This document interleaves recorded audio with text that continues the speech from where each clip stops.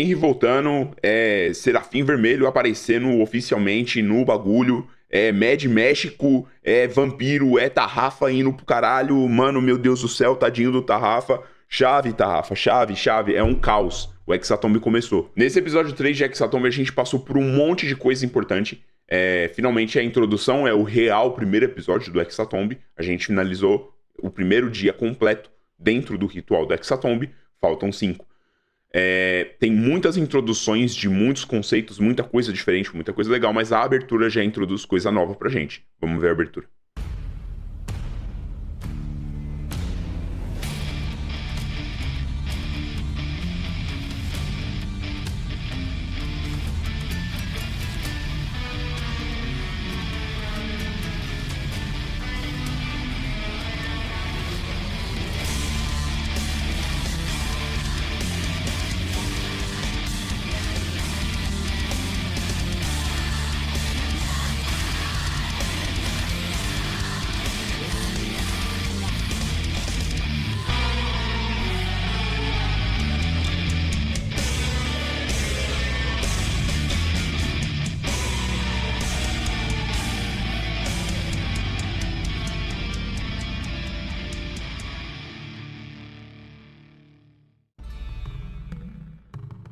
Muito frame novo nessa abertura e muita introdução de muita coisa, mas primeiro eu quero chamar a atenção para esse trechinho aqui, que eu achei incrível, parabéns pra produção, simplesmente maravilhoso. São os momentos em que se introduz os estigmas com a apresentação oficial das equipes, né? Então a gente tem os transtornados aparecendo embaixo, farmando muita aura, muito bonito, tá muito legal como esses símbolos eles se encaixam, né, no ritual. A gente depois tem um corredor, com o que parece ser uma silhueta de alguém aqui, portas se abrindo. Esse símbolo nos leva para um lugar todo cheio de espinhos. Eventualmente a gente vai descobrir o que é isso aqui. Os nossos queridíssimos Psicólera. Então eles estão num lugar que parece ter uma tenda, né? Todos eles também muito bonitinhos, muito lindos. Vai tomar no cu, Eloy, eu te odeio. E a gente também tem aqui os passarinhos. Passarinhos que a gente vai falar bastante nesse vídeo. Então é bem legal, né? O único grupo que tá realmente faltando são os nossos killers, né? Mas tá tudo aparecendo bem bonitinho aqui. É legal como se encaixa certinho com o símbolo do ritual. Mas também um ponto muito interessante é como, óbvio, né? A gente tinha realmente, de forma bem assertiva, ligado os pontos entre a imagem do estigma, aqui, com a imagem da postagem que vinha logo em seguida, né? Então um linkando com o outro e realmente a imagem que representa os nossos killers ficaria para a imagem dos players, né? Não tem nada representando eles. E a gente não sabe qual é o trecho do evangelho do diabo, né? Que eventualmente a gente descobre que são, na verdade, as tais das intenções, né? Representam as intenções dos estigmas. A gente também vai falar disso mais tarde, beleza? Mas tem outras coisas dos frames que eu quero mostrar. Na abertura, então, a gente tem alguns trechos que vão aparecendo, né? Aqui a gente vê o que parece ser uma silhueta com precisamos de você pichado em um lugar. Aqui, se a gente der um zoomzão, a gente vê que tem um quadro com uma silhueta que é difícil de ver, umas velas aqui na frente, mas a gente consegue associar exatamente com a imagem que estava na abertura. Outro frame aqui, a gente vê claramente que é uma imagem do diabo, né? É uma esculturinha do diabo. Ele aparentemente está com a pingoladura aqui. E o diabo parece estar segurando alguma coisa. Esse diabo encapuzado que, claramente, também pra gente é a imagem que aparece lá no começo. Beleza? Aqui um outro ângulo dessa mesma imagem, a gente vê que o que ele segura é uma cruz com o símbolo de sangue. Isso aqui já diz muita coisa pra gente. Mas dá a entender também que parece ser uma parada espalhada pela cidade. A gente tinha visto também nas imagens lá de divulgação que tinha uma imagem que mostrava dentro de um lugar que poderia ser uma catedral, alguma coisa assim, mostrando que parece ser um culto a esse ser. Agora a gente sabe que esse ser é o diabo, né? Mas eles se referem a essa pessoa aqui com outro nome, a gente já vai falar dele, tá? A gente olhando de novo aqui, não só desenhado na parede, parece realmente quase uma obsessão, né, das pessoas por essa figura. Aqui é o queridão fazendo a expansão de domínio de sangue. E esse trecho aqui é muito legal, porque ele mostra mais da ambientação pra gente, mas ele mostra também como parece que esse lugar está, de certa forma, obcecado, né? pela figura dele. E eu não sei, isso aqui é muito interessante porque me lembra uma imagem de um sino, né? E se a gente for olhar lá nas imagens da divulgação, eu vou dar um zoom out gigantesco aqui nesse painel. Nas imagens da divulgação aqui, é uma silhueta relativamente parecida, né, com o que a gente falou de sino e tal. Então, assim, às vezes até meio que escondidinho de propósito, parece que sempre vai ter essa referência do sino que é onipresente dentro dessas histórias dos spin-offs, né? Um ponto que eu queria chamar a atenção aqui é essa cena, eu consegui pegar também dos frames e dá pra gente dar um zoom nesse queridíssimo aqui. Aqui são as figuras do que parece talvez ser as musas, né? No entorno dessa pessoa, e a gente descobre que essa pessoa é careca. Então, assim, lembra que o Selbit proibiu a rapaziada de carecar, né? Será que vai aparecer um careca? A gente já sabe que carecas aparentemente parecem ser a fonte dos problemas de ordem paranormal, né? Vide Kian, por exemplo. Essa mesma imagem, mais pra frente, durante o episódio, a gente consegue pegar ângulos diferentes dela, e aí eu queria aproveitar pra parar aqui e já olhar ela, né? A gente vê em algumas oportunidades essas imagens em panfletos pendurados em paredes, pilastras, etc. E a gente vê que claramente é uma reprodução desse queridíssimo aqui. A gente tem um monte de cruzes dessa de sangue, né? E esse vagabundo safado representando quase como se ele fosse o Inri, tá ligado? Uma coisa que me chamou muita atenção é essa auréola aqui em volta dele, que claramente é um símbolo de um ritual, né? Me parece bem similar com os rituais que a gente já viu. Observando esse símbolo, né, atrás dessa figura, que eventualmente a gente descobre que é o Serafim Vermelho, parece que esses símbolos, eles se repetem, né? Esse padrão do círculo com triângulo e um círculo, né, que tem representatividades dentro do próprio ordem, que seria, tipo, transformar, né, o triângulo, e o círculo fazer ação. Fazer, transformar, fazer. Então, pode ser a ação de transformação. E a gente vai falar sobre isso já já, porque eu acho que eu consigo entender qual que seria a função do Serafim Vermelho, ou pelo menos a função dos sacrifícios dentro do Hexatomb. Dá pra gente ligar alguns pontinhos aí nessa parada. Mas você vê que é um padrãozinho que se repete, né? Nesse aqui, por exemplo, do Alterar Memória, a gente tem um círculo, um triângulo. Em Inexistir, por exemplo, a gente tem círculo, triângulo, círculo.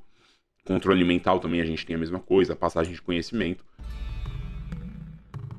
Um último ponto aqui pra gente poder falar, esse queridão aqui vai aparecer em outros momentos dentro do episódio, tá? Nesse quadro. Mas ele é um santo, né? É uma imagem claramente de santo, que parece um santo católico.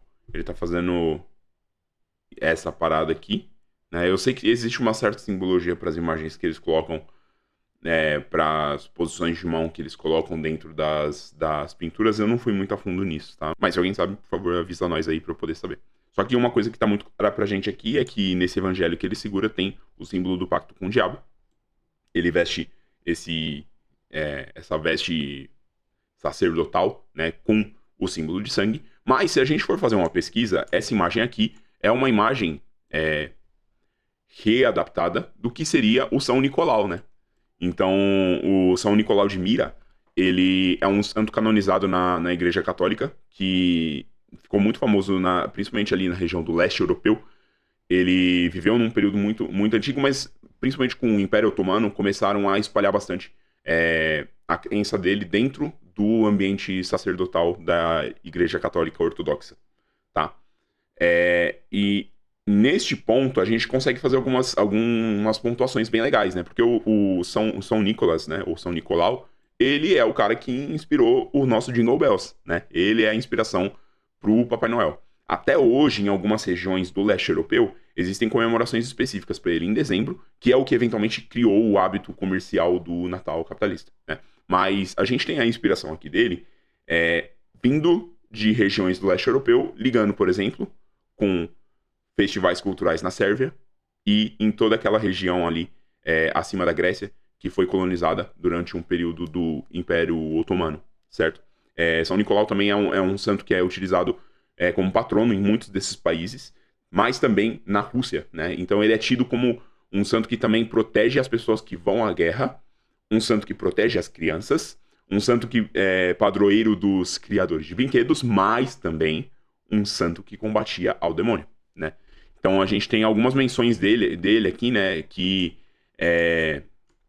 tinham ele como quase um domador de demônios, né? Não é uma das principais características que se fala muito do São Nicolau, mas é um ponto bem interessante pra gente poder falar, porque especificamente nesses festivais, por exemplo, na Sérvia, né, nessas regiões assim, esse festival que acontece ali entre 6 e 19 de dezembro, né, são sempre datas diferentes dependendo da região, mas o festival é bem parecido, a gente tem aquela figura que, eu vou até colocar uma imagem aqui por cima, que representa aquele diabo que é o oposto do Papai Noel, né? A gente já teve até alguns filmes que mostraram isso.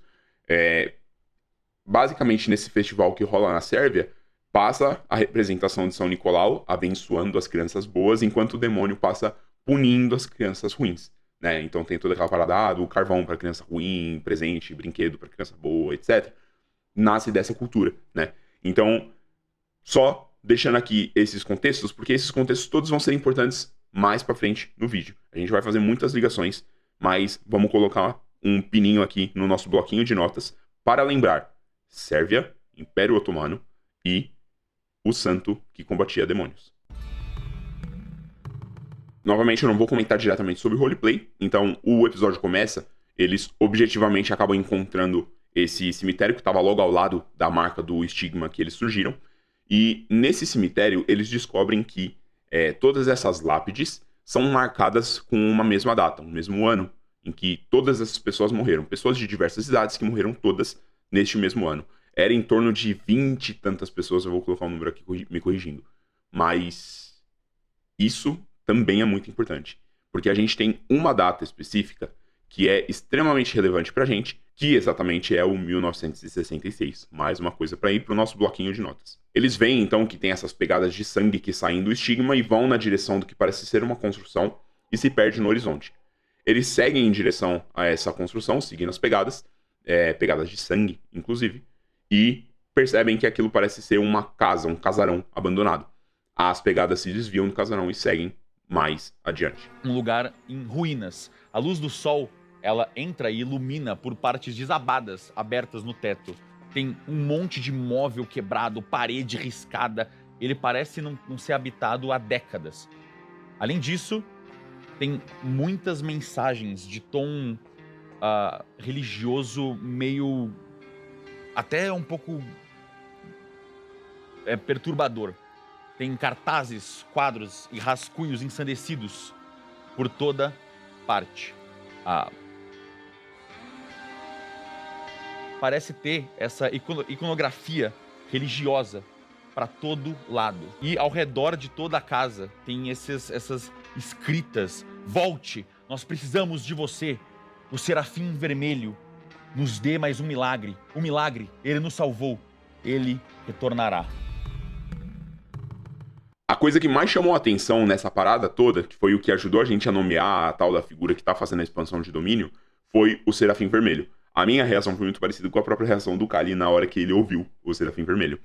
Pra quem não tem muito do contexto, o Serafim Vermelho é uma figura que já apareceu em histórias de ordem paranormal que são canon, mas que não estão nas lives. No momento em que estava sendo lançado o sistema de ordem paranormal, lançou-se um caso completo para se jogar do zero, né? Para ser como se fosse a primeira missão, uma missão de introdução, em que eles introduziram, inclusive, alguns personagens que já apareceram no mundo canon.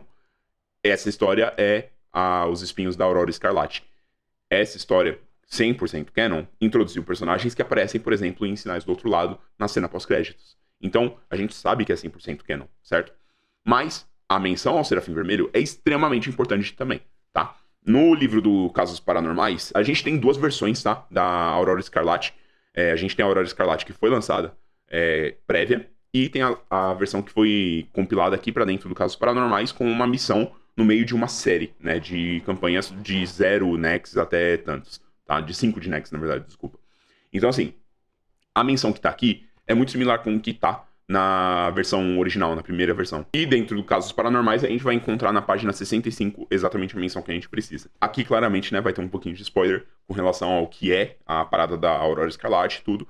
Mas, assim, existe um grupo de ocultistas que faz um culto para uma figura de uma santa. Eu não vou falar muita coisa, tá? Essa santa de sangue, a dama de sangue, eventualmente ela acaba sendo relevante para a história toda, então eu não quero estragar a experiência de quem ainda não jogou. Existia uma cidade chamada Aurora na Europa, pequena e de pessoas muito devotas ao cristianismo. Durante o século VII, a cidade foi visitada por um anjo, que já havia passado pela cidade antes. Esse anjo era chamado de Serafim Vermelho. Uma jovem da cidade afirmava que tinha contato com esse anjo, e graças a um acordo realizado com ele, poderia realizar milagres. Ela conseguiria curar doenças apenas com seu toque e fazer lindas orquídeas vermelhas crescerem dos seus corpos agora saudáveis. O que é relevante pra gente é que, então, o Serafim de Sangue, o Serafim Vermelho ou o Serafim Escarlate, seja lá como seja, ele já apareceu antes. Mas tem outra menção dentro dessa mesma história que é no final da missão. No final bom da missão, no caso, né? Existe a possibilidade de você ter um TPK nessa história, né? Assim como toda história de ordem paranormal. Mas se você consegue concluir essa missão, você precisa passar o briefing da missão pro Veríssimo para finalizar o relatório. Na página 69, então, tem a caixa de diálogo que sugere o que o mestre tem que responder com relação ao que o Veríssimo interage com os personagens, né? Então o Veríssimo, ele parabeniza o pessoal por eles terem conseguido proteger a realidade, etc. Mas uma sequência do que ele fala. E isso pode ser, inclusive, uma introdução para o que viria a ser o Hexatomb. E claro, quando as pessoas jogaram e leram isso aqui, elas imaginaram que realmente fosse ser por conta disso, né? Fosse ser exatamente uma interligação com algo que viria a aparecer na nossa história original. Então eu vou ler aqui as palavras do Veríssimo. Mas a origem dessa história, esse Serafim Vermelho. Sinto que o culto de Sangues Orchid era apenas uma parte de algo muito maior. Vocês não apenas concluíram a sua missão, como também parecem ter encontrado o princípio de uma investigação muito mais profunda. Fiquem atentos, essa não será a última vez que ouviremos falar dessa história. Olhos sempre abertos. E assim, vamos lá? Geralmente eles não costumam dar ponto sem nó quando envolve o Senhor Veríssimo, eles não costumam dar ponto sem nó, né? Então isso aqui claramente já deixa uma menção de que sim, a gente viria a ver isso de novo. Mas uma coisa também importante pra gente colocar no nosso bloquinho de nota é que um comportamento das orquídeas, né? Tanto que tem até algumas descrições em recortes de jornal que você encontra no meio das investigações, fala sobre como as orquídeas, essas orquídeas inclusive que são utilizadas para o ritual de sangue, muito focado no sangue, se comportam como parasitas. Bom, os nossos personagens entram na casa, eventualmente eles começam a explorar, veem que tá tudo um bololô, e a gente é introduzido a algumas mecânicas novas. Mecânicas essas que vão fazer diferença para montagem da nossa história. Então vamos falar um pouquinho sobre as mecânicas que foram definidas para esse Hexatomb. Com isso, é hora de explicar uma das mecânicas especiais do Hexatomb. A mecânica da base. Ao redor da casa, vocês encontraram vários elementos quebrados que podem ser arrumados ou melhorados com um pouco de trabalho, esforço e alguma sucata. Vocês conseguem ver no menuzinho aí na frente de vocês. Mano, que irado. Caralho. Iradíssimo. Todas as opções que estão disponíveis. Mas, para isso ser possível, antes, vocês precisam fazer uma limpeza e uma reforma geral na base. A situação do negócio tá deplorável. A gente vê que os personagens vão precisar fazer um manejamento agora não só do recurso de óleo, como era no Segredo na Ilha, né, para poder ligar os lampiões. Agora eles vão ter que fazer um manejo de alimentação e de hidratação, né? Isso, claramente, faz uma referência muito forte para survival games. Mas, quando introduz a melhoria de base, né, e os recursos que vai ter que pegar, a sucata, etc. Cara, isso me lembrou muito Rust, especificamente Rust, principalmente por conta até do setting que a gente tá, etc. Esse jogo é incrível e eu, na hora, já me remeti a ele. Mas lembra várias outras coisas também, né? O próprio... aqui eu tô mencionando jogos que eu gosto, tá? Eu não sei dizer por A e B o que o Selbit especificamente gosta e trouxe como referência. Tem o Zomboid também, que é claramente também um jogo muito referência no que se trata de survival games. Então é bem interessante como a gente consegue introduzir diversas mecânicas para poder mudar a cara do nosso jogo. Quando a gente fala de RPG, e eu tô vendo muita discussão na internet, depois desse episódio principalmente, de como as pessoas estão insatisfeitas pelo Selbit estar modificando o sistema o tempo todo. Gente, o sistema tem que fazer sentido pra quem tá jogando. Você que tá assistindo, foda-se, você tá pegando carona no bagulho. É só assistir. Você pode, claro, ter as introduções, dever, na verdade, do mestre e de quem tá produzindo uma série que é televisionada, ou, enfim, vocês entenderam? É dever da pessoa clarificar o que está acontecendo pra que você não fique perdido. Agora, Não acho que essa mecânica faz sentido. Não gosto dessa mecânica. Foda-se, você não tá sentado na mesa, você não tá jogando. Só senta e curte a parada. Tá ligado? Tá tudo bem. Se você não gostou, tem uma coisa que você sempre pode fazer: não usar essa mecânica na sua mesa. É simples assim. Regras e mecânicas são sempre sugestivas. Você toca a sua história como você e o restante da sua mesa quiser, tá? Vamos tentar não ser chato com coisa que não tem sentido nenhum, tá? Além da mecânica de melhoria de base de recursos, que eu achei muito interessante, eu acho que vai ser... É uma parada que, assim, porra, dava pra você mestrar uma mesa só baseada nisso. E não envolver nada de, tipo, de paranormal, nem nada, tá ligado? Tipo, a gente tá... É engraçado, porque eventualmente a gente vai chegar nesse ponto, tá? Mas já colocando um pouco disso aqui, o pessoal fala muito sobre, precisa de um pouco mais de realismo, etc, etc, tá ligado? Porra, você vai jogar Skyrim com aquele monte de mod lá que saiu de temperatura, que você tem que usar a roupinha certa pra poder não passar muito frio ou passar muito calor, e etc, etc, etc. Porra, essas mecânicas são legais, elas ajudam a gente a simular o mundo real. Mas assim, se fosse pra simular um mundo real mesmo, Skyrim não teria dragão, né? E tipo, Zomboid, por exemplo, não teria zumbi, só você de ser humano na cidade. Então assim, se a gente tá pendendo muito pro lado em que a gente quer um pouco mais de realismo, pô, dá pra assistir um documentário, sempre tem, tá ligado? Tem um monte de documentário muito interessante, inclusive de graça no YouTube. Só não encheu a porra do saco de quem tá querendo se divertir jogando dadinho, tá ligado? Deixa as pessoas jogarem o que elas querem, porra. Você tá ainda tendo o privilégio de poder assistir uma parada que é feita com tanto carinho, em que as pessoas que você gosta estão jogando e que você quer acompanhar elas. Porra, é muito legal já isso, tá ligado? Eu gosto muito de sentar numa mesa em que os meus amigos estão jogando e só assistir eles jogarem. É muito legal, tá ligado? Mas eu não vou ficar discutindo com os caras falando, mano, essa regra aí tá errada e não sei o que. E eu mestro. Eu sei de cabo a rabo a maior parte das regras, tá ligado? Dependendo do sistema que tá se jogando. Então, assim, vamos tentar não ser chato. Só vamos. Aliás, não é nem questão de ser chato, tá ligado? Vamos tentar ser pessoa normal, tá ligado? Consumir as coisas como uma pessoa normal. E tá tudo bem, mano. Enfim, os grupos se separam. E aí a gente tem uma outra mecânica, que essa mecânica, né, de base, recuperação da base, etc. Eu concordo com algumas críticas, sim, de que poderia ter sido um pouquinho mais balanceado. Eu acho que, por exemplo, para narrativa não faria muito sentido a gente ter 3 pessoas reformando a casa, juntando um monte de entulho, e aquele monte de entulho não gerar pelo menos uma sucata, tá ligado? Isso eu acho que sim, faria sentido a gente balancear. Agora, a crítica descabida não faz sentido, tá? Já sobre o teste de jornada, eu acho muito interessante como ele ajustou isso. A gente ficou com Kemi, Dalmo e Labirinto na base, e Jai e Aguiar saíram para poder ir buscar recursos e caçar o sacrifício deles. Essa mecânica de utilizar outros atributos para perícias específicas é muito legal porque você dá uma flexibilidade para a jogabilidade da pessoa, né?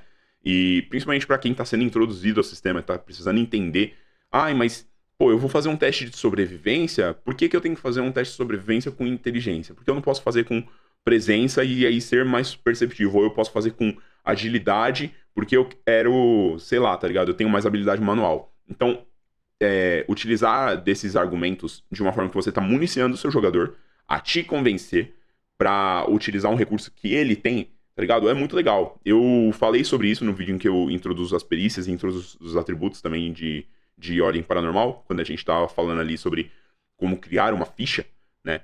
E, porra, isso é muito interessante para utilizar com vários outros sistemas também. Outros sistemas utilizam desse recurso. E é bem interessante que a gente tenha essa flexibilidade.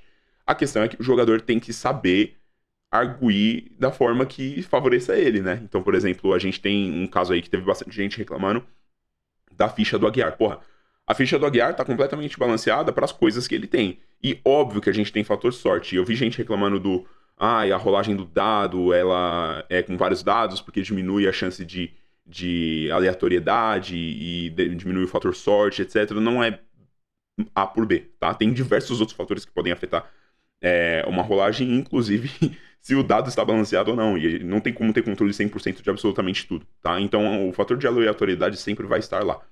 E se o Aguiar, por exemplo, não conseguiu utilizar a habilidade dele de faro, porra, aconteceu, tá ligado?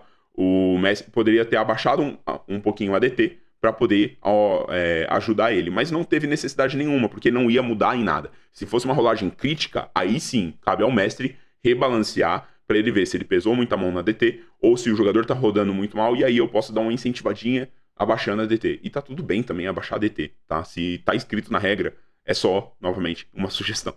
Então, eu achei muito legal como eles organizaram essa mecânica de teste de jornada. Eu acho bem interessante, principalmente porque, diferente do D&D, que te força a fazer uma quantidade de testes enquanto você está se deslocando do ponto A ao ponto B, você faz um teste para a jornada toda e você foca no roleplay.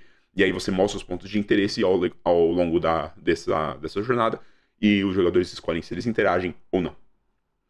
E falando em interagir, eles chegam numa cidade abandonada. E nessa cidade tem muita coisa interessante. As esculturas que a gente viu lá no começo, na abertura, agora a gente consegue olhar de perto. São esculturas de madeira. E não só isso, eles encontram também diversas outras pichações, né? Esses ídolos dessas esculturas, mas também tem as cruzes de sangue, etc. Só que mais uma coisa aparece. E quando eles encontram esse folheto, a reação da Bagia é muito boa também, esse folheto muda tudo e deixa as coisas ainda mais claras pra gente. A gente consegue pontuar o que está acontecendo aqui. O circo do diabo está na cidade. Quando a gente olha pra cara desse miserável aqui no cartaz, me pega muito. Porque instantaneamente, quando a gente lê a descrição, né? O circo está na cidade. Uma experiência que você irá lembrar até mesmo depois dos anos 2000. A gente já viu isso aqui em algum lugar, né? Pra quem está chegando em Ordem Paranormal agora, pode não saber, ou tem gente que simplesmente só assiste assistindo, como uma pessoa normal e não como uma pessoa obcecada como eu, que toma nota de tudo. Mas, no episódio 0 de Calamidade, e por isso que eu disse, cara, essa temporada é simplesmente incrível, nesse spin-off, como a gente tá fazendo várias referenciazinhas para temporadas anteriores e ligando essas pontas soltas, né? E aqui está o folheto que a gente encontra no episódio 0 de Calamidade, na cidade de Bariguará. O famosíssimo show do diabo está de volta. As histórias do famoso circo proibido dos Irmãos Diabo eram todas verdadeiras, e Juan Davo, o verdadeiro diabo, finalmente retorna com seu ciclo diabólico depois de mais de 30 anos. Venha ver o Festival das Criaturas Malditas, que chocaram tantos nos anos 60. Uma oportunidade única. Uma experiência que você irá lembrar até mesmo depois dos anos 2000. E aí aqui a gente tem essa imagem, né, da tenda do circo diabólico e tal, não sei o que, o palhacinho aqui com os chifres. Rapaziada, anos 60, né? A gente acabou de ver uma informação sobre aquelas lápides que tinham marcadas que todas as pessoas morreram em 1966. Então, pra gente contextualizar, quem é Juan Davo? Que foi mencionado ali naquele cartaz, falando também sobre o Circo do Diabo estar de volta. Juan Davo era um humano que, junto do irmão dele, Lucas Davo, tinham uma fama de fazerem feitos diabólicos e trazerem criaturas e aberrações para dentro do circo deles, e acabaram sendo chamados Irmãos do Diabo. Não somente isso, tinha claramente uma relação deles com um pacto com o diabo. O Juan Davo eventualmente acabou sendo morto ali depois que ele trouxe aquele circo de volta. A gente vai falar sobre toda a parada dos Irmãos Davo no final do vídeo, tá? Aqui eu só tô dando um contexto por cima. Mas, especificamente no ano de 1966, aconteceu uma coisa. Os irmãos se separaram e Lucas Davo, em 6 de maio de 1966, fugiu do irmão dele. Fugiu para a Sérvia. Lucas Davo eventualmente criou família e teve seus filhos, Boris e Damir Lukic, que são os personagens do Mount e do L Joga na Calamidade, que são os marcados do lado dos scriptas, tá? E a gente sabe claramente que o Damir é uma pessoa que tá completamente obcecada por enfrentar o diabo. Ele quer matar o diabo. Então, a gente sabe também que o diabo destruiu a família do Damir. O Damir, entre aspas, perdeu tudo por conta do diabo. Então, tem essa parada aí, né? Os irmãos que tinham um pacto com o diabo se separaram no ano de 1966, exatamente quando o Lucas vai embora, etc, etc, etc. A gente vê que até talvez ali na imagem do circo, a decupação tá diferente, né? Todo o preparo, a identidade visual, etc. Óbvio, muda design temporada a temporada de várias coisas. Mas, claramente, esse evento aqui ocorreu nessa cidade antes dos irmãos se separarem. Então, foi exatamente no mesmo ano, certo? Eu tenho umas ideias do que pode ter acontecido. Mas a gente vai falar sobre isso depois. Porque agora tem um barulho de máquina chamando a nossa rapaziada. Depois do Aguiar ter memória de guerra, olhando pro açude e travando, olhando aquela quantidade de água, eles começam a ouvir um barulho de uma máquina se aproximando. Eventualmente, Jai e Aguiar se escondem e, à distância, eles veem o Tarrafa correndo. Tarrafa tenta correr pela vida dele. Ele arranca a barra da boca dele para gritar, mas um carro passa na frente dele. Um carro todo modificado, cheio de espinhos, e começa a jogar poeira à frente dele. Enquanto alguém com uma handbike vem de trás. Quase como se fosse uma pessoa disputando uma justa, né? E empala o Tarrafa. E, de repente, algo lá atrás parece virar a esquina muito rápido. E vocês entendem, a vida dele depende disso. Um carro meio off-road cheio de espinhos e proteções surge em alta velocidade, perseguindo ele. O Tarrafa, ele tá correndo, ele parece perceber algum movimento, talvez tenha visto vocês. Ele bota as duas mãos na boca e arranca a barra pra conseguir falar alguma coisa. O carro derrapa na esquina como se estivesse fazendo um drift, levantando poeira e passando na frente dele. E no meio da nuvem e da fumaça de areia, algum outro veículo que aparece menor, em alta velocidade, atrás do carro. E assim que o Tarrafa saca, o peito dele é atravessado por uma lança gigantesca, estourando a caixa torácica dele pra frente, deixando seu corpo preso enquanto ele grita em agonia. E logo atrás dele, vocês veem um homem, uma espécie de handbike completamente customizada, de uma maneira similar a um carro. Ele tem um grande motor instalado atrás. Ele parece estar usando o veículo inteiro, como se fosse uma armadura. A própria handbike que ele está usando parece uma armadura gigantesca, cheia de espinhos, uma enorme lança instalada na frente. Essa lança, mano, atravessou o corpo do Tarrafa, tá pendurado na frente dele. Ele parece usar um óculos de proteção contra o vento e a fumaça. Mas antes que você consiga ver qualquer coisa além disso, ele dá uma ré brusca, o corpo do Tarrafa cai no chão. O homem olha pra baixo, Lo siento, güey! E... Jai decide finalizar o Tarrafa depois que essa rapaziada vai embora, os Mad Max.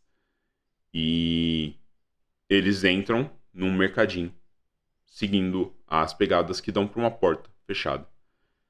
Nessa porta, aguarda um novo começo. O Henry voltou. Eu simplesmente não tenho palavras. Eu não consigo fazer react, porque meu PC não tanca. Mas assim, eu fiquei alguns minutos boquiaberto. Foi difícil de conseguir dar sentido para aquilo que estava acontecendo, e durante o intervalo inteiro eu fiquei desse jeito. Cara, bate muita coisa, né, do que a gente acabou pensando. Até voltando ali no nosso painel, na nossa imagem lá do primeiro episódio, eu falo sobre a possibilidade do Síndico Sidney aparecer e como ele teria uma ligação com o Henry, que o Henry teria relação direta com a temporada. A única coisa que a gente assumiu errado, e aí todos nós assumimos errados, a gente acabou de ser provado errado, é que o Henry não é exclusivamente o diabo. E isso muda absolutamente tudo. Ao olhar pra dentro, vocês enxergam um ambiente macabro. Um enorme desenho daquela figura encapuzada, o Serafim Escarlate. Mas dessa vez, a figura tem grandes chifres. A marca do sangue está pintada com sangue seco para todo lado. Dezenas daquelas estatuetas amontoadas. É claramente algum tipo de altar. Mas parado no centro da sala, em cima de um símbolo vermelho de ritual, está uma pessoa encapuzada, as costas abertas com uma ferida, no formato do estigma da coroa de espinhos. É o sacrifício de vocês. Meu personagem, bom, o Henry, ele tem um cabelo longo, castanho, com uma franja bem longa, assim, de um lado. O cabelo bem raspado atrás, assim, bem raspadinho, bonitinho. E você vê muitas marcas de sangue, muitos cortes, ele tá todo dilacerado. Com correntes e toda uma roupa bem... Não muito fashion, assim, mas tá lindo, meu menino tá lindo. E... Dá uma musiquinha, rapidinho. Assim que vocês abrem a porta, vocês veem essa figura encapuzada.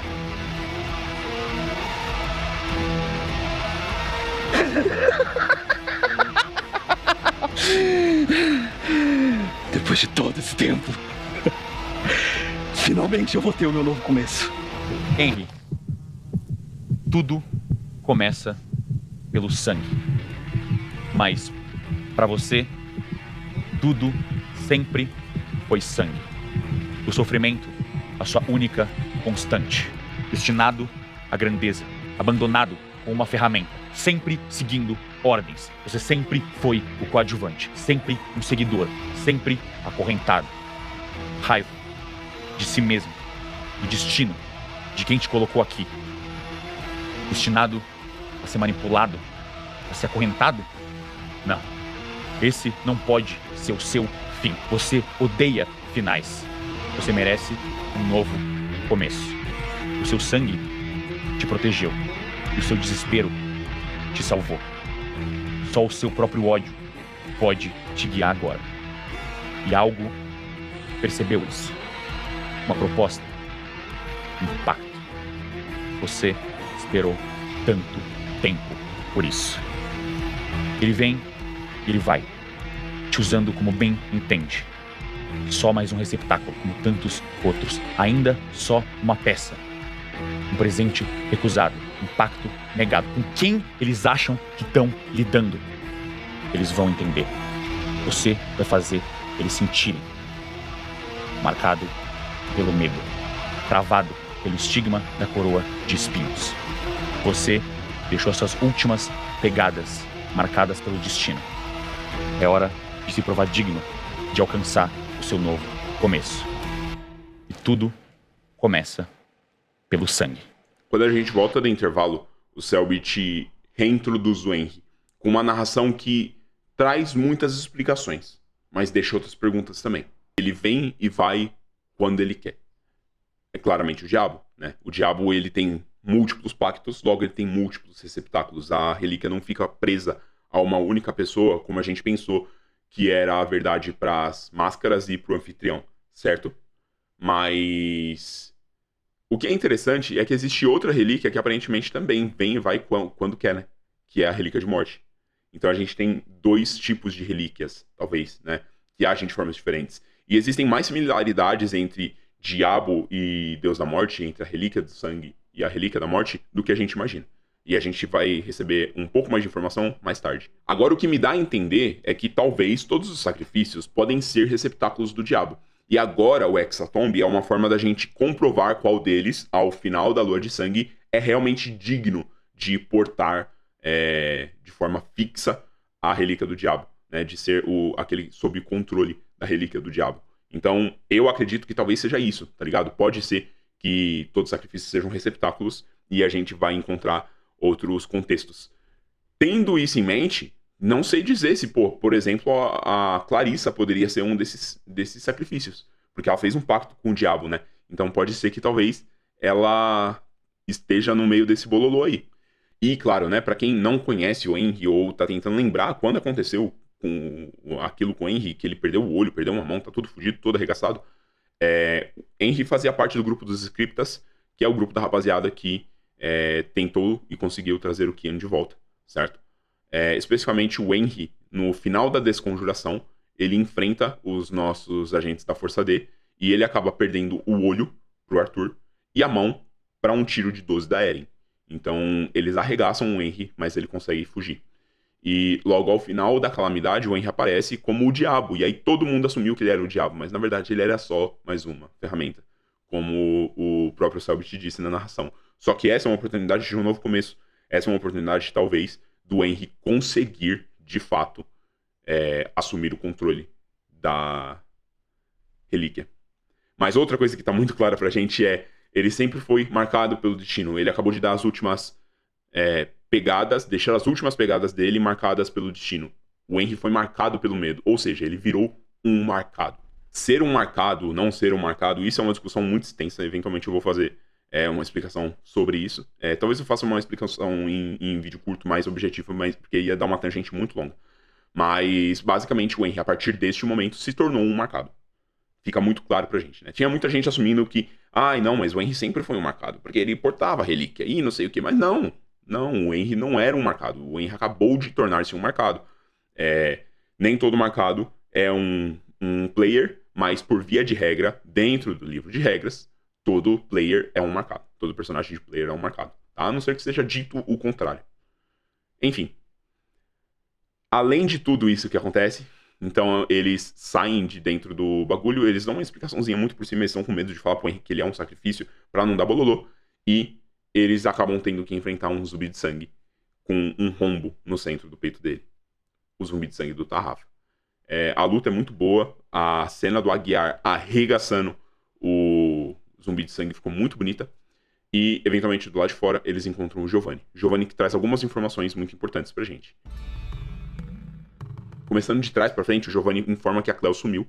Assim que eles chegaram, ela só foi embora. Ele só pegou ela porque ele precisava de 5 pessoas. Então, com certeza, o grupo do Giovanni é ele, o Mosto, o F, Tarrafa, a mina do bar e a Cleo, tá? Tenho quase certeza que é isso. Pro Giovanni não ter se preocupado em ter perdido o Tarrafa é porque ele se garante muito, tá, rapaziada? Eu não vou foder com o Giovanni. Eu tenho certeza que esse maluco é o bicho, tá? Mas existe aí algumas questões, porque o Giovanni traz outras informações. Ele traz informações que a gente tinha lido mais cedo na casa, mas eu pulei pra gente utilizar as aspas do Giovanni. Como prova da minha neutralidade, eu tenho informações que eu posso vender. Ok. Não muito longe daqui, nós montamos uma base, aqui nessa cidade mesmo. Se vocês estiverem interessados em mais informações, equipamentos ou itens pelos próximos dias, vocês podem voltar aqui e o caminho vai estar aberto. Qual o preço? Depende da informação. Mas aqui vai uma dica. Considerem uma amostra grátis. Pode parecer uma estratégia óbvia vocês matarem o seu próprio sacrifício e ele olha pra você e se esconder pelo restante dos dias. Afinal, sem ele, vocês não teriam motivo pra ser caçados. Bom, eu não faria isso se eu fosse vocês. O seu sacrifício é o que te conectou a esse lugar. Perder essa conexão é se tornar um desertor. E acreditem, essa é a última coisa que vocês vão querer aqui. O nosso grupo, quando entrou na casa, eles encontraram essas regras, essas anotações em uma das paredes que parecia deixar mais claro o que significava as regras do Hexatombe, né? Então a gente tem algumas coisas aqui que levantaram discussões entre eles e que foram respondidas pelo Giovanni. Os sacrifícios são marcados pelos estigmas da coroa de espinhos. Perfeito. Aqui a gente já tinha uma noção disso. Deve morrer um sacrifício por noite, com a sexta noite sendo banhada pela lua de sangue. Perfeito também. A gente tem clarificado de que os sacrifícios só podem ser mortos durante a noite. Então, se algum grupo atacar a base do outro durante a manhã, eles vão ter que sequestrar o sacrifício e segurar o sacrifício. Apenas 6 podem realizar o sacrifício final. Isso inclui o sacrifício. Essa regra a gente também já tinha, certo? Ninguém elegido como sacrifício sobreviverá ao final do sexto dia. Ou seja, será que, como a gente falou, o sacrifício vai chegar no final, só 6 podem realizar o sacrifício final, e o desejo será garantido para essa rapaziada que vai estar no sacrifício final. São 6 desejos. Um desejo incluindo do sacrifício. Então o sacrifício pode usar o desejo dele, mas mesmo assim ele vai ter que ir de base. Eu não acho que o sacrifício vai morrer, por fim, tá? Pode ser que o sacrifício realmente morra, mas eu acho que o sacrifício ele só vai passar o controle do seu corpo pro diabo. Porque a gente tem uma parada em que a gente vê que ali na calamidade, o diabo parece estar procurando por um filho, né? Procurando por um corpo. Talvez ele tenha que ficar trocando de corpo. A gente tem uma referência em Jujutsu, que é Tengen, né? Que precisa de tempos em tempos trocar de receptáculo para poder continuar vivendo pela eternidade, e talvez a relíquia de sangue seja alguma coisa aí similar a isso. Aqui a gente tem outra regra. Aqueles que perderem seu sacrifício ou abandonarem a coroa de espinhos serão marcados como desertores. Isso aqui foi algo que gerou uma discussão entre Jai, Labirinto e o restante do grupo, em que o Labirinto falou, se for pra morrer alguém, morra o nosso sacrifício e a gente dá o nosso jeito, a gente pega o sacrifício de outra pessoa. Eu tinha dado essa suposição também no episódio 2, mas aqui tá muito claro de que não vai ser fácil assim. Se tornar um desertor, como o próprio Giovanni disse, não é uma coisa boa. E eu acredito que eu sei exatamente o que acontece com os desertores, a gente vai falar disso já já. Mas abandonar a coroa de espinhos, isso aqui me pega, porque será que a coroa de espinhos, então, é um lugar físico? Será que a coroa de espinhos seria ali o perímetro em que a gente tá nesse lugar? Eventualmente a gente vai ver alguma coisa que fica relativamente similar a isso, e eu acho que sim, tá? Vai ficar que nem fosse uma safe zone, tá ligado? Enquanto a safe zone tá aberta ali, você tem que ficar lá dentro. Se você passar de uma certa parte, você vai de bigode, tá? Então pode ser que esse lugar se chame coroa de espinhos, e sair dos arredores desse lugar, você se torna um desertor. E aí tem esse trechinho aqui embaixo que tá meio apagado, que é: se mais de um sacrifício morrer ao mesmo dia, e... Então, aqui explicaria o que ia acontecer quando a gente fez aquele questionamento de: mas e se morrer 2 sacrifícios em um dia? Que eles perguntaram, inclusive, pro Giovanni no episódio 2. Isso vai acontecer, tá? Isso aqui eu não tenho dúvida que vai realmente rolar. Enfim, tendo isso tudo esclarecido, a gente pode voltar pra nossa base.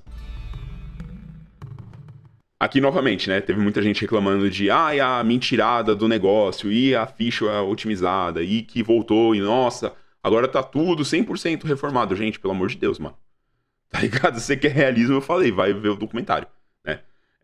Aqui a gente tem diversas mudanças na casa, mas eles conseguem dar uma boa limpada. Aqui eu tô pulando pro final da reforma, tá? Mas no meio da reforma, eles percebem que tinha alguém observando eles. Eventualmente a gente descobre quem é, mas essa pessoa deixa rastros de penas de pássaros. A gente que tá fora, né? A gente sabe que pode ser alguma pessoa daquele grupo dos pássaros, e a gente tava correto. Eventualmente, enquanto eles estão se organizando e tá rolando toda uma discussão, o Labirinto sai da casa. E quando ele sai, ele vê uma imagem. Essa cena, pra mim, é uma das melhores cutscenes de Ordem Paranormal. Você começa a escutar o vento uivando, os galhos das árvores batendo. Um pouco mais forte que o normal. O vento abafado, desconfortável. Você escuta as janelas da casa batendo com o vento. E na distância, no meio do mato, você vê alguma coisa se movendo. A princípio, você acredita ser uma árvore ou uma pedra grande, mas você percebe que é uma criatura. Tudo tá vivo, enorme, realmente enorme, se movendo numa velocidade impressionante para algo do seu tamanho, bem na distância. Você só vê uma silhueta, mas você não consegue reconhecer. E pá, você escuta um tiro na distância. E você vê essa forma se distanciando e indo na direção desse tiro, oposta a você. No topo de um morro, você vê a silhueta de uma pessoa no topo de uma montanha, segurando uma arma e uma lamparina vermelha acesa na cintura. A criatura partiu velozmente na direção dessa silhueta e desaparece atrás do morro logo em seguida, seguido por essa criatura enorme.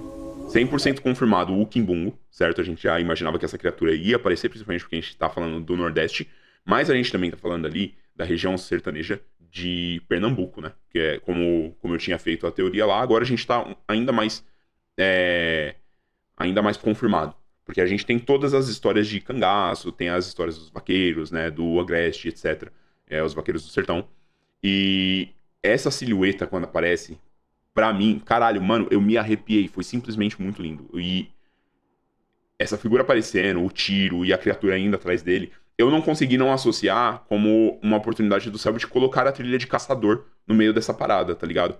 Então, eu acho que sim, talvez essa silhueta seja a trilha de combatente caçador. E digo mais, talvez a Cleo seja a trilha de agente secreto. Talvez a Cleo represente o SCI e ela tava atrás do Aguiar, porque ela sabia que o Aguiar tava sumido e ele tinha coisa relacionada à ordem. Aqui é hot take fortíssimo, tá? Mas com relação a esse, mano, a gente teve uma discussão muito extensa sobre, é um cangaceiro, não é um cangaceiro, porque, nossa, é problemático utilizar a imagem do cangaceiro, que não sei o quê. Assim, a imagem do cangaço é uma simbologia de representação de resistência, né? Óbvio que teve diversas outras coisas envolvidas, mas, acima de tudo, o cangaceiro é um símbolo de resistência para a história desse país. E é difícil da gente poder retratar esse tipo de coisa. Mesmo tomando todos os cuidados, a gente pode acabar sendo desrespeitoso. Então eu não acredito que o Selbit vai fazer uma referência diretamente ao cangaço, mas, né, tipo, explícita, descarada, até mesmo porque, assim, porra, gente, 1966, quando morreram todas as outras pessoas daquela cidade, e essa figura tá aparecendo agora, 2023, tá ligado? Não existe cangaceiro nessa época. Não sei se vocês sabem, mas, assim, o cangaço acabou no finalzinho ali dos anos 1900. Então, assim, não faz sentido, tá ligado? Mas uma coisa que é bem legal da gente poder mostrar, e eu vou abrir as referências aqui pra gente olhar. A galera ficou então falando sobre a figura que chamou o Kimbungo, né? A animação do Kimbungo também parece muito bonito, mas isso aqui lembra muito o vaqueiro sertanejo, né? O chapeuzinho deles, vocês conseguem ver que ele não é aquela meia-lua abertona. Ele parece mais redondinho na silhueta, né? Então lembra bastante o chapéu do vaqueiro. Quem chamou a minha atenção pra isso foi minha esposa, que é, inclusive, de família nordestina, e ela viveu por muito tempo, inclusive nos interiores de Pernambuco e do Rio Grande do Norte. Então ela sabe do que ela tá falando, né? Então assim, mano, fazendo uma referenciazinha aqui, ó, a gente consegue colocar um do lado do outro. Aqui é o grupo do Lampião. A gente tem o chapéu do cangaço mais abertão, né? Mais redondinho assim, mas também mais abertão. E esse aqui é mais fechado, é mais coquinho, né? E o que eu interpretei da imagem é que talvez fosse o chapéu mais fechadinho mesmo. E, inclusive, a figura do vaqueiro também tá entrelaçada com a figura do próprio cangaço, porque eles também são pessoas que sobrevivem a esse ambiente, entre aspas, inóspito, que é o Agreste, e cria-se toda uma cultura de pessoas fortes, de pessoas que sabem sobreviver e tirar o melhor do seu ambiente em prol do seu povo, e etc, etc, né? E aí, porra, cara, pra mim seria incrível se esse maluco que apareceu, essa pessoa que apareceu, fosse alguém que sobreviveu do massacre de 1966. E digo mais, se o bagulho de 1966 que aconteceu, né, relacionado ao circo do diabo, inclusive, não foi um tributo, tá ligado? Vai saber. E se eles não tentaram utilizar essa cidade pra abrir um tributo? Ou se essa cidade, eles descobriram que habitava o sino, e aí eles levaram o circo pra lá pra participar do Hexatombe, tá ligado? E aí essa pessoa acabou conseguindo sobreviver como desertor. E aí por isso que o Kimbungo ainda tá atrás dele. Pra mim, os desertores, eles vão ser caçados pelo Kimbungo, tá ligado? E aí essa pessoa, ela tá sobrevivendo até hoje, tá ligado? Tipo, 66 pra cá, porra, deu uma cota, né? Aí também fica difícil da gente falar, pô, mas e se essa pessoa... Essa pessoa estaria muito velha, etc. Mas assim, cara, daria uns 70 e poucos anos. Estaria ali numa idade em que a pessoa tá relativamente avançada, né? Mas, não sei, cara, pode ser tipo uma criança que conseguiu sobreviver a esse massacre. E aí, eventualmente, foi lá, enterrou as pessoas e tal. Se a gente for pensar numa pessoa, um jovem adulto ali já, a pessoa já fica velha demais pra poder estar sobrevivendo. Mas, irmão, a quantidade de maluco que é mais velho, que sobrevive ao paranormal, tá aí, pô. A gente tem a imagem do Veríssimo, por exemplo, né? Não é uma pessoa idosa, tipo, muito avançado, mas é uma pessoa mais velha. Então pode ser, tá ligado? Que seja alguém que ainda tá sobrevivendo ao Kimbungo e agora, mais do que nunca, tentando se manifestar. Mas assim, fica muito claro pra gente que o perigo no Hexatombe não são só os grupos. Não é só as figuras que estão à espreita, absolutamente tudo tá tentando matar eles. É o ambiente, é a sobrevivência, é os recursos, é as criaturas, é os sacrifícios, os grupos, tudo quer matar eles. O Hexatombe é cabuloso. Eventualmente chega a noite, todo mundo tá agora na base e o sino toca. Quando o sino toca, as coisas parecem mudar de perspectiva. E aí a gente entende realmente o que significa tudo sobre o Hexatombe. E de repente, num susto, todos vocês escutam um som de um sino ensurdecedor. E imediatamente algo acontece. Um sacrifício foi realizado. Algo cresce dentro de vocês. Um sentimento primal, como a fome, mas racionalizado. Um instinto moldado em uma forma, direcionado. Vocês são preenchidos pela intenção de um estigma da coroa de espinhos. Farta-te em um banquete superior à tua fome e sorva insaciável além da tua sede. Aqueles que consumirem 3 águas e 3 comidas no mesmo dia terão cumprido a sua intenção e serão recompensados à altura. A gente tem junto dos estigmas, então, aquelas frases que foram postadas com as imagens que representavam os grupos. Agora a gente entende que essas são as intenções. Então, essa descrição, ela mostra pra gente que as pessoas conseguem se fortalecer cada vez mais ao longo do Hexatomb para que elas consigam enfrentar o que elas precisam enfrentar, né? Então, aqui abre muito espaço pra gente poder imaginar que, por exemplo, realmente faz sentido colocar uma aniquilação lá no final do Hexatomb, contando que as pessoas que sobreviverem até lá vão conseguir esses bônus. A gente não sabe o que significa concluir a sua intenção e ser recompensado à altura. Mas pode ser alguma parada que deixa a pessoa muito forte. E outra coisa que a rapaziada ainda está negligenciando é que os nossos killers não entraram em combate sincero ainda, combate franco, e em nenhum momento também, a não ser ali contra o assimilado, né? Eu não lembro o nome da criatura. Mas assim, eles ainda têm muita coisa pra mostrar. Eles não usaram metade das habilidades deles e eles não botaram as máscaras. Então assim, o povo falando, nossa, mas os malucos estão com Mad Max e não sei o que, tem um pistoleiro, os caras tá full armado. Rapaziada, calma. É literalmente o 3º episódio, ainda tem coisa pela frente, tá ligado? Então, achei muito foda, acho muito legal essa parada do cada sacrifício ele vai propor uma intenção nova, e é interessante porque quanto mais próximo vai chegando da lua de sangue, mais urgente fica você conseguir isso tudo, né? E aqui quando a gente tá falando de 3 águas e 3 comidas, porra, é muita coisa, é difícil deles conseguirem, então eles vão ter que se organizar pra fazer as melhorias da casa e ao mesmo tempo rezar pra que outro grupo não consiga completar suas intenções também, porque tem essa possibilidade também. Então eu fico só curioso pra saber como que o Selbit tá manejando isso no background, né? Não sei se ele tá fazendo um roleplay desses outros grupos por conta própria, tomando as decisões por eles. Eu acredito que ele tá tomando as decisões conforme a história vai andando, pra não deixar tudo muito predefinido. Mas assim, é complicado, né, se outro grupo consumir essa parada, porque aí vai ficar mais difícil. Então vai ser tudo bem interessante. Mas tem um momento ali, claro, né, a gente tem toda essa questão em que eles estão discutindo sobre o comer, não comer, e sobre o que eles têm que fazer para poder dividir. Eventualmente um deles fica sem comer, outro fica sem beber, e isso vai causar um ônus no dia seguinte, mas eles conseguem entrar, entre aspas, num consenso. Quando o labirinto vai estudar a marca do estigma nas costas do Henry, ele repara uma parada, porque o labirinto é uma pessoa que, né, claramente, ele é um ocultista, e ele tem muita afinidade com o paranormal como um todo.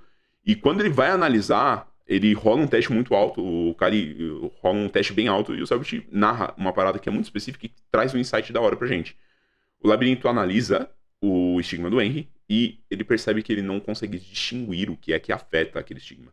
Se fosse qualquer outra coisa, ele conseguiria distinguir especificamente qual era a entidade que estava influindo em cima daquilo, mas isso é completamente diferente.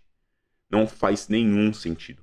Então, isso aqui traz pra gente aquela sensação específica de porra, beleza, talvez seja alguma coisa nova. Talvez os sinos sejam, né, na intersecção desses elementos impossíveis, pode ser que esteja surgindo um elemento novo. Ou pode ser que, por serem 2 entidades completamente diferentes embaralhadas uma na outra, a leitura seja impossível, né? Outra coisa que me chama muita atenção é que ele fala que um grande parasita parece ter saído dessa parada. A sensação é que um grande parasita saiu dele e o estigma é a marca da saída desse parasita. Então pode ser que isso esteja representando o que é o diabo, né? O diabo, ele se aposta das pessoas também como um parasita, e aí quando ele sai, ele deixa essa pessoa estigmatizada.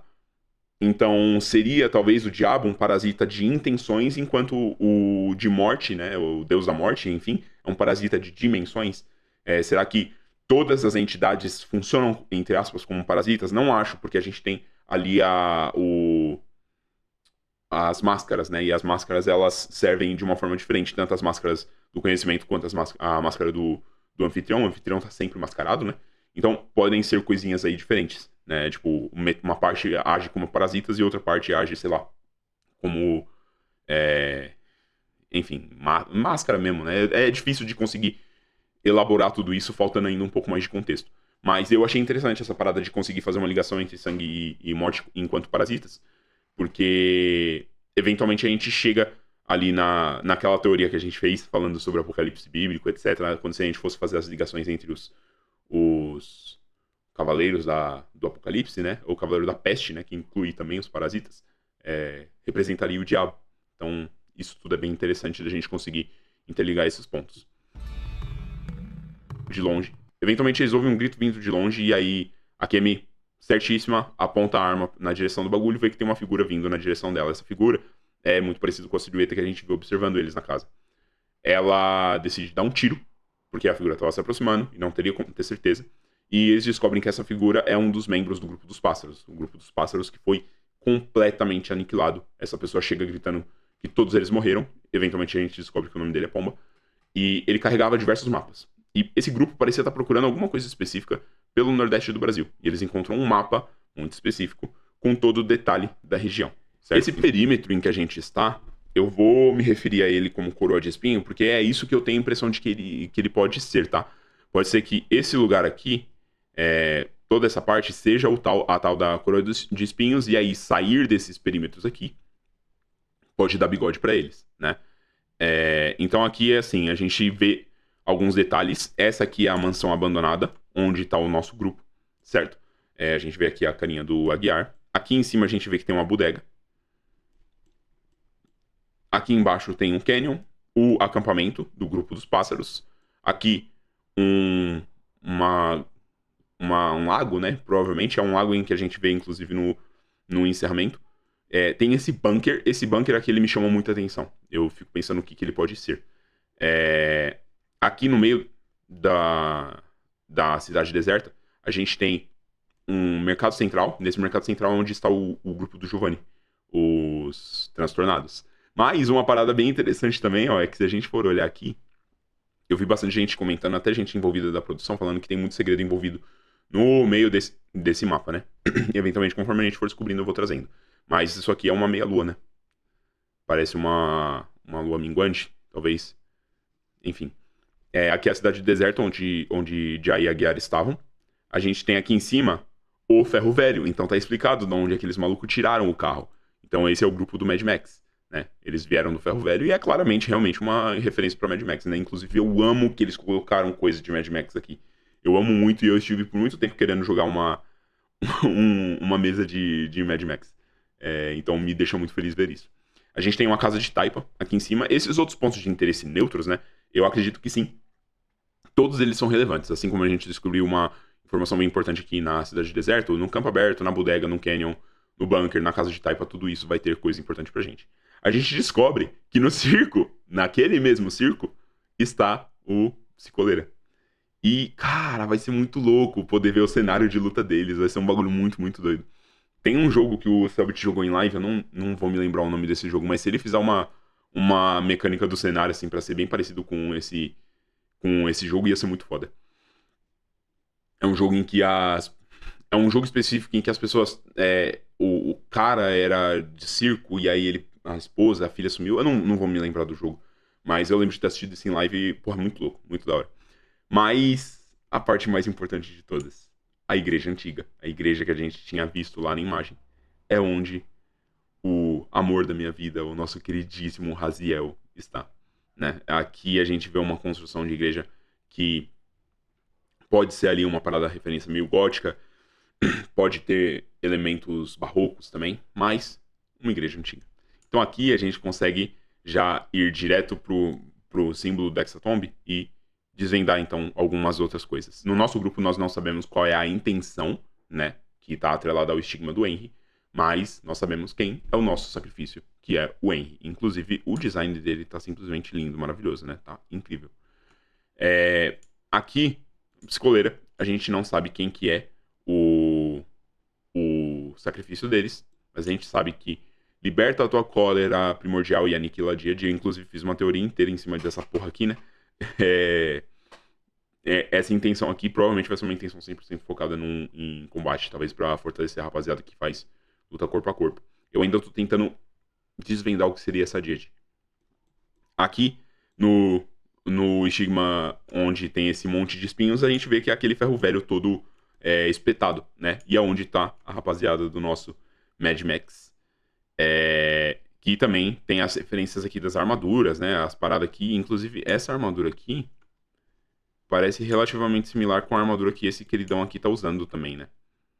Então, claro que tem algumas coisas diferentes, mas pode ser que todos eles estejam utilizando essas armaduras que eles tomaram, talvez desse museu, ou desse lugar onde eles guardavam essa parada ali na Espanha. Eu tenho certeza que essa rapaziada é do México, por conta dessa paradinha aqui de malandro, certo? Então aqui embaixo a gente tem exatamente o grupo que eu falei, que seriam os vampiros, eu não tinha dúvida. A gente tem o Raziel. E, cara, eu tenho tanto pra falar do Raziel. Tanto. Eu tô simplesmente obcecado por esse cara. Eu espero conseguir gravar esse vídeo o quanto antes. Mas eu tenho uma teoria inteira que envolve ligar o Raziel ao Círculo do Diabo, às intenções da família Luquic, com a intenção do Raziel para o Hexatomb, o que ele quer no final do Hexatomb, o que ele planeja fazer.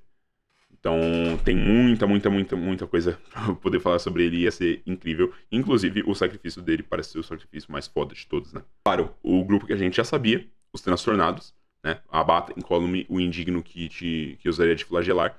Isso aqui também parece ser uma parada meio de contra-ataque, né? Pode ser um bônus de contra-ataque, alguma coisa assim. Mas a gente tem o grupo dos pássaros. O grupo dos pássaros que foi de F. A gente vê então a imagem. Farta-te em um banquete superior à tua fome e sorva insaciável além da tua sede. Eles perderam seu sacrifício e perderam praticamente todos os seus membros. O Pomba, que é o único personagem que aparentemente sobreviveu deles, é o responsável também por escrever essa cartinha aqui, né? Dá pra entender. Que tem outros personagens, como por exemplo o Corvo, a Coruja, o Papagaio e o Arpia. E todos eles foram de arrasta, certo? Sobrando somente esse queridão. A gente tem então ali aquele momento em que eles estão resgatando o Pomba, mas ainda assim pegando um mapa, e aí eles levam ele pra dentro da casa. O moleque tá simplesmente maluco, o Henry pega no beiço dele e grita com ele, e finalmente consegue colocar a cabeça desse moleque no lugar. Eu quero segurar a mandíbula dele. Levantar um pouco. Você vê que o olho dele tá desesperado, cheio de lágrimas, chorando. Ele deve ter no máximo uns 20 anos de idade, ele é muito jovem. Eu não quero ter que repetir isso. Você vai explicar direitinho. Quem matou quem? E eu quero entender! Dá um teste de intimidação pra mim, por favor. Com presença. E você tem vantagem. É mais 5 pela situação. Tadinho. 25. Ele olha pra você. Minha família, os meus irmãos, todo mundo. Nomes. Corvo, Coruja, Arpia. Papagaio. Ok. E o seu? Pomba. Quem matou? Os vampiros! Eles comeram todos eles! Os vampiros comeram todos eles. Então, cara, é inevitável que a gente vai precisar muito falar sobre o Raziel. Eu quero muito falar sobre ele já há muito tempo e eu finalmente consegui ligar alguns pontinhos que vão trazer interpretações interessantes pra gente. Só pra gente poder concluir esse vídeo, eu quero falar mais um pouquinho sobre a família Davo. Mas eles vão ser um tópico também no vídeo do Raziel. Aqui nessas imagens, a gente tem a imagem de um carequíssimo, né? Que é o Serafim Vermelho. Cara, eu vou dizer assim. Se o Damir e o Boris, eles estão querendo se vingar do diabo, né? E a gente sabe que o Lucas fugiu do Juan logo depois do que aconteceu, provavelmente nessa cidade. Ele foi direto pra Sérvia, né? Antes a gente falou sobre o São Nicolau, que existia ali naquela região que eventualmente se tornou o Império Otomano, foi espalhado a crença dele pelo próprio Império Otomano. Nesse território todo, naquele período de 1600, em tornos, o Império Otomano estava se expandindo por toda a parte do leste europeu, inclusive amalgamando alguns territórios, como por exemplo Croácia, como por exemplo Sérvia e Turquia. Quando a gente fala que o Lucas fugiu para a Sérvia, naquele momento, em 1966, a gente tá falando que ele foi pra Iugoslávia, tá? Sérvia era um território da Iugoslávia. Mas Iugoslávia se estendia por uma boa porção ali do leste europeu, né? A Sérvia em si é um país bem recente. Então, se a gente pegar toda aquela região, a gente consegue chegar em mais um ponto, afunilar mais um pouquinho, porque existe um lugar que é tomado como berço dos vampiros, apesar de não ser, e a gente vai falar bastante sobre isso no vídeo do Raziel. Mas a Romênia também fazia parte desse território, desse macro território iugoslavo. Então, todas essas histórias se emendam, né? Porque o Damir afirma depois, quando vai preso pela Ordem, que ele quer enfrentar o diabo. Talvez o Damir seja o responsável por informar a Ordem sobre o que estava acontecendo do Hexatomb. A Agatha talvez tivesse ciência e o Damir sabia como funcionava e como participar, ou o que aconteceria num Hexatomb. Enfim, mas pra mim, essa imagem aqui, eu tinha duas suposições, tá? As linhas do tempo não batem, porque a lata desse malucão aqui me lembrou muito o diretor da Escola Nostradamus, o Álvaro Augusto. Eu não sei porque eu fiquei muito com o Álvaro Augusto nessa imagem aqui, mas isso aqui aparentemente também mostra uma pessoa com feições um pouco mais velhas, né? Então pode ser alguma pessoa mais velha. E aqui a gente tem uma imagem do Juan Davo em torno de 1998, que foi quando ele retornou com o Circo do Diabo. Então lembra que lá no folheto tava falando, ele voltou com o Circo do Diabo pouco mais de 30 anos depois. 98, menos 30 anos, um pouco mais de 30 anos, 66, que é quando ele e o irmão dele se separam, né? Então a gente tem esses períodos se batendo. Tem diversos momentos em que o Juan some na história. O Juan, talvez ele tenha tentado constantemente entrar para um Hexatomb e nunca conseguiu, né? E aí, eventualmente, tem relatos lá em que ele tenta torturar a mulher dele, tenta oferecer o filho dele pro diabo, até que ele é impedido pelo Arnaldo. Eu vou falar muito sobre eles depois. Mas eu pensava que talvez fosse ele, né? Porque eu bati o olho na imagem e falei, caralho, o Juan era careca, mas não é, ele tem o cabelo curtinho, né? Então, ele não é calvíssimo. Ele não é calvíssimo tipo Van Debas, tipo cabeça de bola de cristal. Esse mano parece ser uma pessoa cabeça de bola de cristal. E sabe quem que são os carecão de bola de cristal que a gente conhece? Pois é, a gente tem o Damir. O Boris, ele tem cabelo, se eu não me engano, mas o Damir é meio carecão, né? E a gente sabe que o Luiz e o Monty quiseram fazer eles ali irmãos. Tem uns cortes de live em que o Luiz dá um pouco mais de contexto. Então, assim, porra, seria muito interessante se talvez o Serafim Vermelho fosse o Lucas. E aí, pelo fato do Lucas ter sido escolhido, talvez eles participaram de um Hexatomb, o Lucas foi escolhido pelo diabo pra ser portador da relíquia, e aí ele fugiu, tá ligado? O Juan constantemente tenta trazer o diabo de volta, porque eles fizeram um acordo com o diabo quando eles fugiram da cadeia e tal, mas talvez o pacto com o diabo tenha sido do Lucas. E o Damir está atrás do diabo porque ele queria recuperar o pai dele, tá ligado? Talvez o diabo tenha feito o Lucas destruir toda a família dele. Então, porra, tem muitas possibilidades aqui. Pode ser sim, então, que essa figura se ligue com a família Davo e com os Lukic. Pode ser que o Serafim de Sangue seja Lucas Davo. Pelo menos o do presente momento que nós estamos vendo, de 1966. Tem muitas coisas pra gente poder falar, mas só voltando, Lucas Davo foi então pra Sérvia. Por que especificamente ele teria ido pra Sérvia, tá ligado? Tem várias possibilidades. Uma dessas possibilidades, uma suposição minha, é que o Raziel é natural dessa região. Por que natural dessa região? Bom, as primeiras histórias, né? Claro, a gente tem Conde Drácula como um marco da história literal, né? Na literatura, de vampiros. Tiveram outras histórias antes, inclusive. Mas ali ainda em Londres e tal. Mas os primeiros folclores, os primeiros relatos, né? Vem tudo ali de uma mesma região. Uma região que estava, na época, sob comando do Império Otomano. Os vampiros nascem no Império Otomano. Especificamente regiões que hoje seriam Croácia e Sérvia, né? Mas principalmente a Sérvia. Então, a origem da figura que deu origem ao Nosferatu, por exemplo, é justamente ali naquela janelinha de final de 1500, 1600 que a gente falou, inclusive, na teoria do Don Quixote, que seria quando o Raziel se torna o aluno escolhido do diabo, né? Então, enfim, não vou falar muito sobre isso, senão não vai sobrar nada pra eu falar na teoria. É isso, esse episódio foi simplesmente incrível. Eu sei que o próximo episódio vai dar muito mais pra gente poder pensar, mas eu sei que também o próximo episódio talvez tenha mais ação. O que não é um problema, tá? Mas eu confesso que eu gosto muito mais dos episódios em que a gente tem muito easter egg pra gente poder pensar muita coisa por si só, os jogadores pensarem muita coisa por si só e com muito roleplay. Então, essa é a review desse episódio 3. Esse episódio vai ser muito bom pra gente poder ligar alguns pontos nos últimos capítulos. Eu sei que os últimos episódios eles vão referenciar muita coisa que tá ficando de agora. Então, vamos continuar mantendo o nosso painelzão aqui completo e a gente se vê no próximo vídeo. Eu não vou atualizar a nossa tier list de teorias, porque eu não tenho nenhuma outra teoria pra poder adicionar aqui, porque eu ainda não gravei o vídeo da teoria do vampirão, certo? Até porque a teoria do vampirão se encaixa com as outras teorias que a gente colocou lá. Mas no próximo vídeo a gente atualiza então a nossa planilha toda de teorias. A única coisa que eu diria é que eu desceria um pouquinho a planilha da Amelie, a teoria da Amelie Siakemi. Desceria bem mais, porque eu acho que agora não tá fazendo muito mais sentido. Samuel ainda faz sentido pra mim que seja o Dalmo. E tô quase riscando 100% da lista da Karina ser a Jane. Fechou? Bom, é isso. Teoria em breve sobre o Raziel, a ligação do Raziel com o Hexatomb, qual é o plano dele pro Hexatomb, qual é a origem dele, a ligação dele com os Irmãos do Diabo e o Circo do Diabo. É isso. Vamos junto.